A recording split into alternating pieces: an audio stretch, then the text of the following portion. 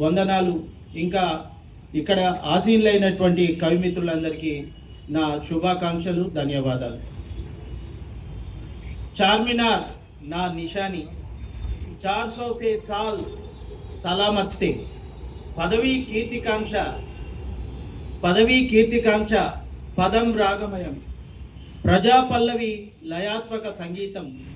జీవితం అనేక అడ్డంకులు అవరోధాల మధ్య నుంచి సాగిపోయే నిత్య చైతన్య గానం.